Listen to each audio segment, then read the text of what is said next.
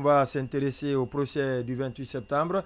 La phase des plaidoiries a commencé depuis hier.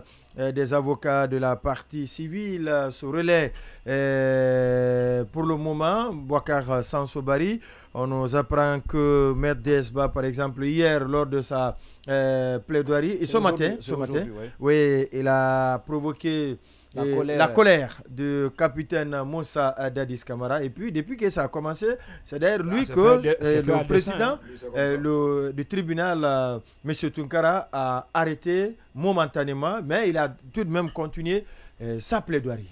Oui, il a suscité la colère de Moussa Dadis Camara quand il a dit, notamment si ce dernier était honnête et sincère, genre il dirait la vérité, il reconnaîtrait les faits, et celui-ci a tout de suite bondi pour dire qu'il faut qu'on l'arrête, qu'on lui impose qu'il rectifie ses propos. Voilà, même s'il était honnête et sincère, il aurait conduit le pays vers un développement, vers une démocratie convenable, mais ça n'a pas été le cas. Alors ça en dit long sur quelques tensions qu'il y a, notamment autour de ces plaidoiries, parce que les avocats quand même profitent, les avocats de la partie civile profitent plutôt de ces moments-là pour mettre l'accent sur l'ampleur des crimes qui ont été commis. Pour revenir en détail sur ce qui s'est passé, notamment les tueries, mais aussi les viols qui ont été perpétrés, et même le fait que certaines des victimes d'agressions sexuelles aient été gardées dans des demeures en dehors du stade pendant quelques jours et durant lesquelles elle continue à subir ces attaques, ces agressions-là. Mais moi, c'est le volet de votre libellé qui m'intéresse, c'est surtout parce que même le président du tribunal... Les grands enseignements. Oui, même le président du tribunal l'a dit hier, il a sollicité qu'on sorte du calendrier habituel qui faisait que le procès ne se tenait que du lundi au vendredi. Il a sollicité du lundi au mercredi. Il a sollicité qu'on aille désormais jusqu'au niveau du vendredi. Toute la semaine. Donc. Voilà, parce que tous les jours ouvrables de la semaine. Parce que selon lui, il souhaiterait qu'on boucle ce procès-là avant les vacances judiciaires. Donc, et si on ne hâte pas les pas, c'est pas évident. Je ne sais pas ce qui a finalement été retenu, mais en tout cas, il a sollicité ça. Ça veut dire que nous nous acheminons vers la fin. Et donc, on devrait commencer à faire le bilan du procès depuis qu'on a commencé. Alors, moi, en termes de bilan, disons, je retiendrai le fait que Moussa Dadis Camara et quelques-uns des grands responsables à l'époque se retrouvent aujourd'hui devant la barre. C'est déjà en soi symboliquement quelque chose d'important et peut-être même d'inédit dans l'histoire de ce pays, parce que un responsable de ce niveau-là, même dans l'histoire du continent, un président et tout le Gotha qui l'entourait, voilà, dans un tribunal d'un pays africain. Et parce que le Libéria, la Sierra Leone, il y a eu un tribunal spécial pour la Sierra Leone qui était délocalisé. Rwanda, pour le Tchad, délocalisé. Pour le Tchad, délocalisé. Mais dans le pays, c'est la première fois. C'est une première. Voilà, donc ça c'est inédit. Maintenant, pour ce qui est, parce que y a une question fondamentale qui n'est pas encore répondue, c'est est-ce que la requalification que le parquet avait sollicité, est-ce que il va l'obtenir? Parce que en dehors peut-être de cette requalification, on n'a pas l'impression d'avoir dans le box des accusés ceux qui ont perpétré les actes sur le terrain, en dehors peut-être éventuellement de Marcel qui était présent. Exactement, et peut-être de Toumba, on ne sait jamais, parce que eux, ils étaient des acteurs qui étaient sur le terrain.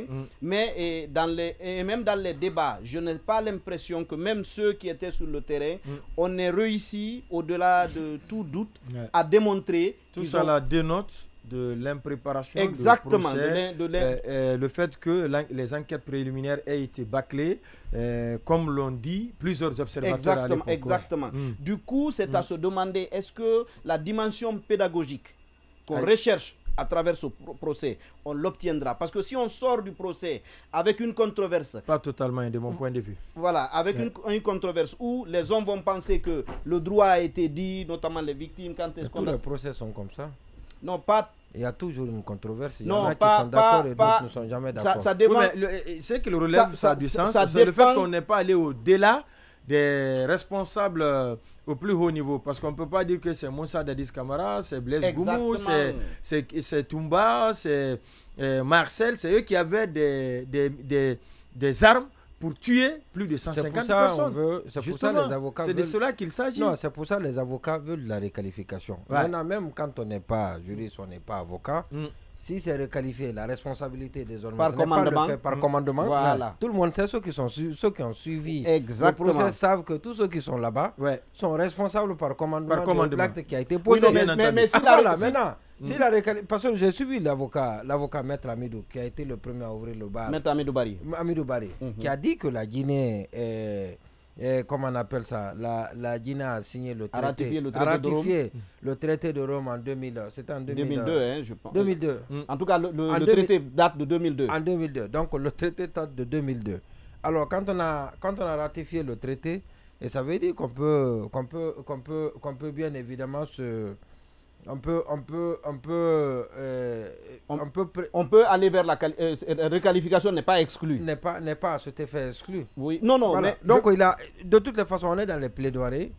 Les avocats sont, je crois que ce qui est beaucoup plus défendu par les avocats des partis civils, c'est la réqualification. Oui. Et parce que sans cela, ça va être un peu compliqué. Je suis d'accord avec vous et avec vous que le procès n'a pas pu démontrer la responsabilité directe individuelle de ceux qui sont là. De Dadis notamment, de ceux qui n'ont pas été au stade surtout, et même de ceux qui ont été, parce que personne ne vous a dit par exemple qu'il a vu Toumba tirer sur un manifestant. Et personne ne vous a dit qu'il a vu Marcel tirer sur un manifestant. Et même les premières déclarations faites par les leaders sur Toumba, après comparution, justement, ils sont tous revenus sur leurs déclarations. Ouais, bien entendu. Et donc c'est un peu compliqué. Et ce qui m'étonne, et c'est surtout ça le problème, est parce qu'il y a Maître DS qui a dit que les criminels sont protégés dans notre pays. Et on a protégé ces criminels-là en pensant que si on ne les retrouve pas, par conséquent, il n'y aurait pas eu de responsabilité engagée des responsables. Et c'est pour ça aucun criminel n'a été retrouvé, aucun criminel n'a été indexé comme étant celui qui a tiré. Le véritable coupable. Voilà, qui a perpétré les actes de viol. Il y a eu des centaines de personnes, de miliciens et de militaires au stade. Il y a eu le commandement était mobilisé, était là. Mais malheureusement, on ne sait pas. Et on n'a même pas retrouvé une balle. Une balle qui a été tirée sur les manifestants. Et même à l'hôpital, on reconnaît qu'il y a des gens qui sont morts même si on a sous-estimé les nombres. Mais on reconnaît qu'il y a des gens qui ont succombé de leurs blessures par balle. Et d'autres par asphyxie, ça a été dit. Et même Maître DS a dit aujourd'hui que si vous remarquez par exemple les parties du corps qui ont été touchées, il y avait préméditation. C'est-à-dire il y avait volonté de tuer parce que on a tiré sur l'abdomen, sur la tête. On savait que ça n'a pratiquement... on ne laisse aucune chance aux intéressés de survivre. Exactement. Il y avait une volonté préméditée de tuer. Absolument. Et après, quand ils se mettent derrière, parce que c'était l'argument au départ de l'équipe de Dadis, pour dire qu'il faut rejeter la responsabilité sur Toumba. Heureusement que cet argument, c'est cette argumentation qui nous a permis de nous débarrasser de ce régime de Dadis qu'il voulait perpétuer contre tout et à travers. Donc, maintenant, cette argumentation-là passe aussi très, très mal. Et parce que comme Maître DS aussi l'a dit aujourd'hui, il y avait tout le monde, tout le Gotha autour de Dadis qui était présent au stade. Donc Toumba seul, même si estimons que ce que les gens disent c'est vrai, qu'il a conduit une équipe, mais il ne peut pas être seul à conduire tous ces gens-là et à être le commanditaire de... Non, ce n'est pas possible. Parce qu'il a trouvé des gens au stade. C'est-à-dire qu'il est arrivé, il a trouvé des gens au stade. Exactement. D'accord. Voilà. Donc, et juste si vous permettez, allez-y, rapidement. À titre personnel, l'autre aspect que j'ai regretté, c'est le tribunal n'a pas autorisé le transport judiciaire pour aller ne serait-ce que constater les charniers. Là aussi, c'est une dimension fondamentale qui aurait peut-être permis d'établir des faits. C'est-à-dire qu'il y a eu des morts, c'est vrai, tout le monde le sait. Mais on a parlé des fosses communes. On pouvait les identifier. Exactement.